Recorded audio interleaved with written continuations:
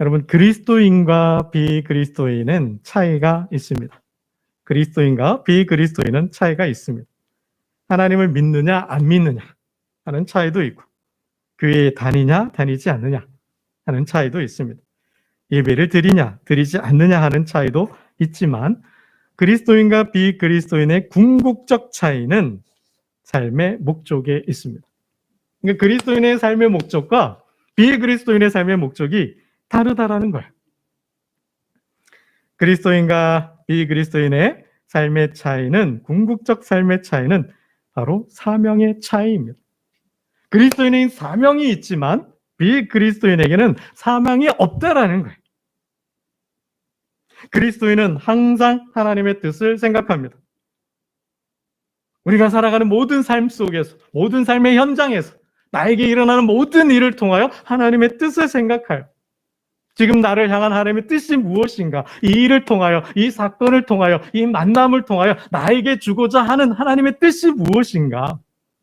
를 생각을 합니다. 그건 그리스도인이에요. 하나님의 뜻을 위해서 자신의 삶을 드리는 거죠. 사도 바울의 말씀처럼 거룩한 산 제물로 드립니다. 하나님의 선하시고 기뻐하신 뜻이 무엇인지를 생각해요. 그래서 이 시대와 자신을 구별을 해요. 천국 백성으로 천국의 소망을 두고 천국의 삶을 통해 천국을 이루어 갑니다. 가정과 직장과 일터를, 복음을 통해 가정과 직장과 일터를 천국으로 화하는 거죠. 천국으로 만들어가요. 그리스도에게는 이러한 사명이 있다라는 거예요. 하나님 나라를, 복음을 통해서 하나님 나라를 가정과 직장과 일터에 세워가요. 이게 그리스도인의 사명이에요. 이게 하나님의 뜻이에요. 그래서 나에게 일어난 모든 삶, 모든 일을 통해 하나님의 뜻, 하나님의 나라를 이루어 가려 합니다. 반면에 비그리스도인에게는 이러한 사명이 없어요. 비그리스도인들은 항상 무엇을 먹을까, 마실까, 입을까만 생각을 해요. 언제나 자신의 육을 위해 살아요. 자신과 자신을 어떻게 하면 즐겁게 할까 많은 생각을 해요. 욕망을 위해 산다는 말씀입니다. 어떻게 하면 고생 안 하고 편하게 살까? 깨부리는 거죠. 요령 피는 거죠. 작게 잔머리 쓰는 거죠. 고생 안 하고 쉽게 편하게 살려고 하는 거예요. 어떻게 하면 부자가 될까? 이웃집 갑돌이네가 아파트 요번에 30평 40평을 샀더니, 나는 어떻게 하면 50평짜리 살까? 옆집에 개똥이네가 벤츠를 샀다고 하니 나는 어떻게 하면 더 큰 차를 살까? 이런 걱정하는 거죠. 무엇을 먹을까 마실까? 어떻게 하면 부자가 될까 생각해요. 어떻게 하면 출세할까? 여기에만 혈안이 되어 있는 거죠. 동기가 이번에 과장 진급하고 부장 진급했으니 나는 어떻게 승진할까? 나는 어떻게 이 회사에서 출세할까? 어떻게 내가 이 사업과 장사를 통해서 성공할까? 이건 세상 사람들이에요. 먹고 살기도 힘든데 요즘 소확행 그러죠? 작지만 확실한 행복, 워라벨 그러잖아요. 일한 만큼 또 퇴근해서는 직장일도, 삶에서도 자기의 삶을 구려내요. 취미생활도 하고 여가생활도 하고 기쁘게 즐겁게 행복하게 살려고 해요. 이거는 비그리스도인의 삶이라는 거예요. 그러한 삶 속에 부자가 되고 성공하고 출세하고 어떻게 하면 자기를 기쁘게 하는 행복한 삶을 살까? 이러한 삶 속에는, 이러한 고민 속에는 하나님과 그의 나라에 대한 고민이 조금도 없다라는 거죠. 이건 비그리스도인의 삶이에요. 저는 가끔 그러다 보니 그리스도인들이 질문을 합니다. 손해보는 것 같은 거죠. 그 사명적 삶을 살려고 하다 보니 손해보는 것 같아요. 미치는 것 같아요. 남들 다 땅땅거리고 떵떵거리고 좋은 아파트, 좋은 차에 이렇게 사는데 그 모습 보니까 배가 아프죠, 솔직히. 눈도 좀 뒤집어지고. 어떻게 하나님 나라와 그 사명만을 생각하며 살까? 손해보는 장사인 것 같아서 참 쓰립니다. 이게 참 힘들어요. 사명적 삶을 살기가. 그러나 분명히 주님은 말씀을 하셨습니다. 먼저 그의 나라와 의를 구하는 자들에게는 이 모든 것을 더하여 주신다. 나와 복음을 위하여 희생한 자, 버린 자, 드린 자들은 30배, 60배, 100배의 결실로 갚아주고 내세 영생이 있을 것이라 분명히 말씀해 주셨어요. 구하라 그리하면 더하시리라. 무엇을 먹을까 마실까 입을까는 이방인들이 구하는 거라 그랬어요. 그러나 너희 그리스도인들은, 너희 하나님의 백성들은 먼저 그의 나라와 의를 구한다면 이 모든 것을 더하여 주신다. 분명히 말씀해 주셨다는 거예요. 삶의 우선순위의 문제라는 것입니다. 여러분, 오늘 우리는 생각을 해보아야 돼요. 하나님은 각 시대마다 각 시대에 맞는 사명이 있었어요. 각 시대마다 각 시대에 맞는 사명이 있었다라는 거예요. 하나님은 그 사명, 각 시대, 그 시대를 향한 사명을 이룰 자를 찾고 계셨다라는 겁니다. 누가 그 사명을 감당할까? 마치 이사야에게 내가 누구를 보낼까라고 말씀하셨던 것처럼 이 시대를 향한, 각 시대를 향한 하나님의 사명이 있었고 그 사명을 감당할 자를 하나님은 찾고 계셨다는 거예요. 즉 부르시고 계셨다라는 겁니다. 여러분, 성경을 시대별로 이렇게 구분해 보면 여러분도 제가 몇 번 말씀드렸기 때문에 잘 아실 거예요. 노아 시대. 저는 이렇게 규정합니다. 인류 보편 시대예요. 노아 시대, 인류 보편 시대예요. 아담과 하와의 타락 이후 죄가 관영했어요. 그 노아 시대예요. 노아 시대의 특징은 인류 보편 시대로서 죄와 악이 관영했어요. 가득 찼다라는 거죠. 이러한 시대에 하나님은 족장 시대를 열어갑니다. 새로운 구원의 시작이죠. 구원의 여명을 여신 거예요. 족장 시대. 아브라함, 이삭, 야곱, 요셉이 있죠. 이 시대를 거쳐서 애굽으로 내려갔던 백성들이 약속의 땅 가나안을 향해 가죠. 출애굽 시대가 있어요. 출애굽 광야 시대죠. 그리고 가나안 정복 시대가 있어요.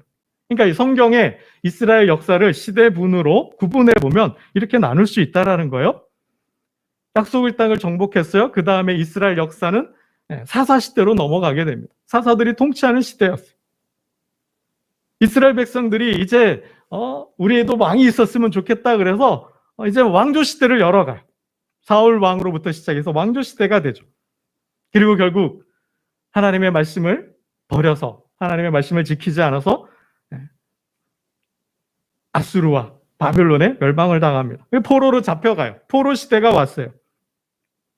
포로 시대가 끝나고 다시 귀환합니다. 그죠? 고레스 왕을 통해서 이스라엘 백성들은 예루살렘으로 돌아올 수 있었어요. 귀환 시대예요. 그리고는 약속한 메시아가 옵니다. 새로운 시대가 열린 거죠. 시작 시대. 즉 예수 시대가 되고 예수님이 부활 승천하신 이후에는 역사의 교회가 남았어요. 즉 교회 시대가 되었습니다. 이렇게 성경의 역사를 시대적으로 구분해 보면 이런 특징이 있어요. 하나님은 이러한 시대를 지배했던 시대의 사명이 있었어요. 시대의 물음이 있었어요. 족장 시대의 특징은 누가 언약을 지킬 것인가였어요. 하나님은 언약을 지키는 자를, 아브라함과 맺었던 그 언약을 지키는 자를 하나님은 택하셨어요. 누가 그 언약을 지킬 것인지 하나님은 부르셨다라는 겁니다. 출애굽 시대, 누가 출애굽의 역사를 이룰 것인가? 누가 내 백성을 도와서 그들을 약속의 땅으로 인도할 것인가? 이게 그 시대의 물음이었어요. 사명이었죠. 이스라엘 백성들이 강제 노역을 당하고 있었으니까, 학대를 당하고 있었으니까, 누가 이 백성을 바로로부터 구원해낼까? 애굽에서 탈출케 할까? 이게 그 시대의 물음이었습니다. 여러분, 가나안 시대는 뭡니까? 누가 그 땅을 정복할 것인가? 하나님께서 약속하신 그 땅, 우리 조상 아브라함 때부터 살았던 그 땅을 누가 정복할 것인가? 이 사명을 누가 감당할 것인가? 그 시대의 물음이었어요. 여러분, 그 땅을 정복하고 땅을 분배받고 살아갑니다. 하나님의 약속을 어길 때마다 이민족의 공격을 받고 저들은 노략을 당했어요. 그럴 때마다 하나님은 이방으로부터 이스라엘 백성들을 구원할 사사를 세우셨어요. 사사 시대의 사명은 누가 이스라엘 백성을, 하나님의 백성을 구원할 것인가가 그 시대의 사명이었어요. 그럼 왕조 시대, 이제 사울 왕을 시작으로 필두로 새로운 왕들이, 나라가 세워졌습니다. 이 왕조 시대의 물음은 누가 진정한 하나님 나라를 세울 것인가, 여기에 사명이 있었습니다. 사울이냐 다윗이냐, 다윗의 아들들 가운데 누가 하나님 나라를 이룰 것이냐, 북이스라엘이냐 남유다이냐, 하나님 나라를 누가 세울 것이냐, 이게 그 시대의 지배적인 사명이었어요. 결국 두 나라가, 북이스라엘과 남유다가 망하죠. 포로로 잡혀갔어요. 포로 시대의 사명은 누가 신앙을 지킬 것인가였어요. 다니엘과 그 세 친구가 있잖아요. 누가 포로로 잡혀간 그 포로의 삶을 살면서도, 종으로 노예로 살면서도 정말 하나님 주신 그 신앙을 귀하게 여기고 누가 그 신앙을 지킬 것인가, 여기에 사명이 있었다라는 거예요. 그리고는 약속한 때, 예레미야와 약속한 시간이 다가고 고레스의 선포를 통해서 이스라엘 백성들은 약속의 땅 가나안으로 돌아옵니다. 귀환 시대의 사명은 뭔가요? 누가 돌아가서 재건할 것인가요? 잃어버린 성전을 재건하고, 잃어버린 말씀, 율법을 다시 회복하고, 무너져버린 예루살렘을 다시 누가 회복할 것인가, 누가 이 하나님의 도성을 재건할 것인가가 귀환 시대의 사명이었습니다. 그리고는 약속하신 메시아, 하나님의 아들이 오죠. 새로운 시대가, 신약 시대가 열렸습니다. 예수 시대죠. 예수님 시대의 사명은 뭔가요? 누가 믿을 것인가였어요. 누가 예수님을 믿을 것인가, 누가 예수님의 제자가 될 것인가가 그 시대의 사명이었습니다. 예수님이 죽으시고 부활하시고 그리고 이제 하늘로 올리셨습니다. 교회 시대가 열렸어요. 교회 시대가 되었습니다. 그럼 이 교회 시대의 문제는, 사명은 뭔가요? 누가 복음을 전할 것인가가 사명이었습니다. 여러분, 이렇게 하나님은 각 시대마다 각 시대에 맞는 사명을 두셨어요. 그리고 그 사명을 감당할 자를 찾으셨어요. 누가 이 사명을 감당할 것인가? 여러분, 나는 하나님과 그의 나라를 위한 사명이 있는지 한번 깊이 생각해 보시기 바랍니다. 여러분, 지금 교회 시대죠. 교회 시대가 한 2000년 동안 진행이 되어 왔어요. 그 시대를 다 헤집고 이야기할 수는 없지만 그 각 시대마다 논쟁들이 있었어요. 신학적으로, 신앙적으로 보면 처음에는 예수님이 누구냐, 하나님의 아들이냐 인간이냐 하는 기독 논쟁이 있었어요. 그리고 하나님이 한 분이냐 세 분이냐, 도대체 몇 분이냐 하는 삼위일체 논쟁이 있었어요. 그리고는 중세에는 구원 논쟁이 있었어요. 정말 믿음으로 구원받냐 아니면 행위로 구원받냐, 믿음이냐 행위냐 하는 구원 논쟁이 있었어요.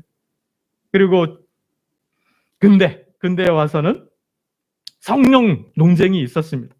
그리고 최근에는 교회론이 다시 문제가 됐어요. 왜요? 지금의 교회가 위기를 맞았잖아요.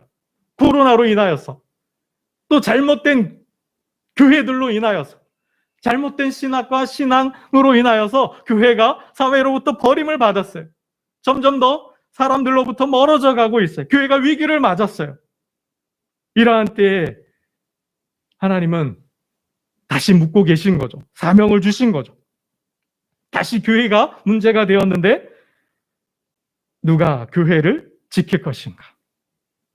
이 시대의 사명은 누가 교회를 지킬 것인가예요. 누가 교회의 기초석이 될 것인가? 누가 교회의 주춧돌이 될 것인가? 이게 이 시대를 향한, 저와 여러분을 향한 하나님의 사명이라는 거예요. 더 나아가서 누가 올바른 교회를 세울 것인가? 이게 이 시대의 교회의 문제라는 것입니다. 누가 성경적인 교회, 예수님의 첫 제자들, 그 사도들을 통하여 세워졌던 그 예루살렘 교회를 누가 다시 회복할 것인가가 이 시대에 교회에 주신 하나님의 사명이라는 거예요. 여러분, 오늘 본문은 가룟 유다를 대신해서 새 제자를 뽑는 이야기입니다. 가룟 유다가 자신의 제자직을 버리고 주님을 파는 앞잡이 노릇을 하고 돈을 받고 주님을 팔아버렸잖아요. 그리고는 양심의 가책을 느끼고 스스로 목매달아 죽었어요. 매달려 있다가 떨어져서 창자가 곤두박질 쳐서 배가 터져 창자가 다 흘러나오는 아주 비참한 죽음을 맞았습니다. 그 가룟 유다를 대신하여 새로운 제자를 뽑는 거예요. 그게 오늘 본문 이야기입니다. 여러분, 우리 21절 말씀을 한번 함께 읽어보겠습니다. 21절 함께 봅니다. 시작. 이러함으로 유한의 세례로부터 우리 가운데서 올려가신 날까지 주 예수께서 우리 가운데 출입하실 때에 그랬죠.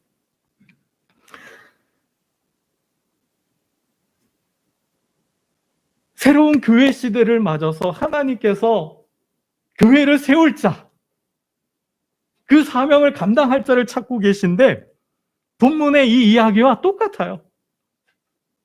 가룟 유다의 배신과 배반으로 비게 된 그 제자직, 그 빈 자리를 누가 채울 것인가 하는 문제가 되었다라는 거죠. 똑같아요. 이 시대, 위기를 맞은 이 시대, 코로나 시대에, 암흑의 시대에, 신앙의 포로기를 맞은 이 시대에 누가 교회를, 참교회를 세울 것인가? 누가 이 교회의 주춧돌 역할을 할 것인가? 하나님 이 사명을 말씀하고 계신다라는 거죠. 여러분, 이 본문을 통하여 하나님은 두 가지를 말씀하고 계시는 거예요. 교회는 제자 공동체가 되어야 한다라는 겁니다. 주님의 사역을 대신할 대리 사역자로 주님은 제자 공동체, 교회를 세우셨다라는 거예요. 그러하기에 교회의 궁극적 사명은 제자 사역이어야 함을 말씀하십니다. 여러분, 주님은 하늘로 올라가시기 전에 제자들에게 마지막 사명을 주셨어요. 위임, 명령을 내리신 거죠. 위임을 하신 거예요. 자신을 대신해서 사명을 주셨어요. The Great Commission이라고 합니다. 위대한 명령이라는 거예요. 그 명령이 무엇입니까? 복음서마다 조금씩 달라요. 조금씩 다르지만 내용은, 의미는 똑같아요. 마태복음 28장은 갈릴리에서 주님이 제자들에게 말씀하시죠. 모든 족속으로 제자를 삼아 내가 너에게 가르친 것을, 분부한 것을 가르쳐 지키라. 모든 족속으로 제자를 삼으라 그랬어요. 마가복음은 온 천하를 다니며 복음을 전하라 그랬습니다. 그 복음을 믿으면 구원을 받지만 그 복음을 믿지 않으면 저주를 받을 것이라는 것. 온 천하를 다니며 복음을 전하라 하셨고, 누가복음은 이 모든 일의 증인이 되라 그랬어요. 고난의 증인, 예수의 증인, 부활의 증인, 복음의 증인이 되라 하셨습니다. 요한복음은 갈릴리 바닷가에서 제자들과 조반을 하신 이후에 내 양을 치라 말씀하시죠. 내 양을 치고 내 양을 먹이라 말씀을 하십니다. 내용은 조금씩 다르지만 그 본질은 똑같다라는 거예요. 이게 뭐예요? 제자를 세우라는 거죠. 제자 공동체를 세워서 그 제자들을 내가 너희를 세상으로 파송했던 것처럼 그 제자들을 세상으로 파송해서 하나님 나라를 세우라는 것입니다. 이게 주님의 뜻이었어요. 여러분, 주님의 사역은 크게 두 축으로 이루어져 있습니다. 첫 번째 축은 제자 사역이었어요. 그리고 두 번째 축은 하나님 나라 복음 사역이었어요. 결국은 이것도 하나죠. 하나님 나라를 세우기 위해서 자신을 대신할 제자들을 세우고 그 제자를 교회로 세워서, 즉 제자 공동체인 교회로 세워서 세상으로 파송해서 하나님 나라를 세우게 하신 거예요. 결국 똑같아요. 여러분, 주님의 첫 번째 사역은 갈릴리에서 고기를 잡던 어부들을 제자로 맡는 거였어요. 제자 부름이었어요. 여러분, 주님의 마지막 사역은 뭡니까? 결국은 부활하셔서 그 제자들을 만났죠. 현현하시고는 그 제자들을 다시 세상으로 파송하셨어요. 제자 부름에서 시작해서 제자 파송, 세상으로 제자들을 내보내는 사역으로 당신의 사역을, 주님의 사역을 끝냈다라는 거예요. 시작과 끝이 뭐예요? 제자 부름과 제자 파송이에요. 그 결과가 교회죠. 여러분, 교회가 뭐예요? 예수 부활 공동체이기도 하지만 그 예수 부활을 목격한 자들이 제자가 되어서 이 주님의 대위임 명령, 주님을 대신해서 주님의 대리자가 되어서 이 복음 사역을 감당하는 거죠. 여러분, 주님은 그 바쁜 사역 중에도 그 바쁜 사역, 정말 아침에 기도로 시작하시잖아요. 그리고 기도로 하루를 마감하시잖아요. 그 수많은 가시는 곳마다 구름대처럼 많은 사람들의 인파가 몰려왔어요. 그들에게 복음을 전하고 그들을 치유하시고 고쳐주시고 도와주셨어요. 그러한 바쁜 하루 일과를 보내시면서도 주님은 꼭 빼놓지 않은 사역이 바로 제자 사역이었다라는 거예요. 그들을 훈련하셨어요. 그들을 가르치시고 그들을 파송도 해보시고 그러면서도 천국을 보여주시고 경험케도 하시고, 그리고는 뭐죠? 주님의 3년의 공생애에서 분기점이 있어요. 그 분기점이 바로 빌립보 가이사랴 이야기입니다. 빌립보 가이사랴에서 주님이 제자들에게 묻죠. 너희는 나를 누구라 하느냐? 제자들을 대표해서 베드로가 고백합니다. 주는 그리스도시요 살아계신 하나님의 아들이시니이다. 이 고백을 듣고 주님은 이제 사역을 반전시킵니다. 이제 예루살렘으로 올라가시려고 하죠. 왜요? 그리고 제자들에게는 이야기합니다. 예루살렘에 올라가면 고난을 당하고 십자가에 죽고 장사 지내고 사흘 만에 다시 살아날 것이다. 예언을 하시죠. 유언을 하시죠. 제자들의 고백을 듣고 사역을 이제 방향을 바꾸신 거예요. 이제 마지막 삶을 사시며 사역을 마무리하고자 하시는 거죠. 그렇게 할 수 있는 이 근거가 뭐예요? 제자들을 세우셨다라는 거예요. 그 제자들을 교회로 세워서 그 교회로 하여금 하나님 나라를 모든 민족과 열방 가운데 세우게 하셨다라는 것입니다. 여러분, 제자의 조건이 있습니다. 제자는 아무나 되는 것이 아니라 오늘 베드로의 고백을 보면 두 가지 조건을 말씀합니다. 즉, 교회를 세울 자, 제자 공동체로 제자가 되어서 교회를 제자 공동체로 삼아 이 주님의 대신해서 이 대리 사역을 할 자들이 누구인가? 아무나 할 수는 없다라는 거예요. 우리 22절 말씀을 함께 해봅니다. 22절입니다. 함께 보겠습니다. 시작. 항상 우리와 함께 다니던 사람 중에 하나를 세워 우리와 더불어 예수께서 부활하심을 증언할 사람이 되게 하여야 하리라 하거늘. 두 가지죠. 첫 번째가 뭐예요? 우리와 함께 다니던 사람. 예수님이 세례 받을 때부터 우리 가운데 출입하시다가 하늘로 올리우기까지 우리와 함께 했던 사람이라는 거예요. 예수님과 동행했던 사람이라는 거예요. 예수님과 동행하면서 주님의 말씀을 듣고 훈련을 받고 제자가 된 사람들이라는 거예요. 그 중에서도 또 한 조건이 뭡니까? 예수께서 부활하심을 증언할 자, 예수 부활의 목격자라는 거죠. 예수님께서 이 땅에 인간의 몸으로 오신 성육을 목격한 자라는 것입니다. 그 자가 예수님의 제자가 되어 주님의 대리자로 교회를 세우는 자가 될 수 있다는 것입니다. 여러분, 이거를 오늘 이 시대의 이야기로 바꾸면 주님에 대한 분명한 신앙 고백을 가지고 분명한 신앙 고백이 있어야죠. 그 신앙 고백으로 생활을 하면서, 신앙생활을 하면서 예수의 제자가 되어 제자의 삶을 살면서 자신이 경험한 그 예수 체험들을, 그 하나님의 은혜를 증언하는 사람이 바로 제자라는 것입니다. 나아가서 세상으로 나아가서 복음을 통해 제자를 삼고 양육하고 교회를 세울 수 있는 사람이 제자라는 것입니다. 이러한 사람이 교회의 일꾼이 되어야 한다는 거예요. 이러한 사명을 받은 자가 교회의 사도가, 예수님의 제자가, 세상의 사도가 될 수 있다는 말씀입니다. 여러분, 말씀을 맺겠습니다. 가룟 유다의 삶은 교회가 제자 사역에 대해 어떤 자세를 가져야 하는지 말씀합니다. 여러분, 가룟 유다와 베드로는 정말 극과 극의 아주 다른 극명한 삶을 살았어요. 가룟 유다의 삶이 말하는 게 뭘까요? 그를 대신해서 새로운 제자를 뽑는 거요.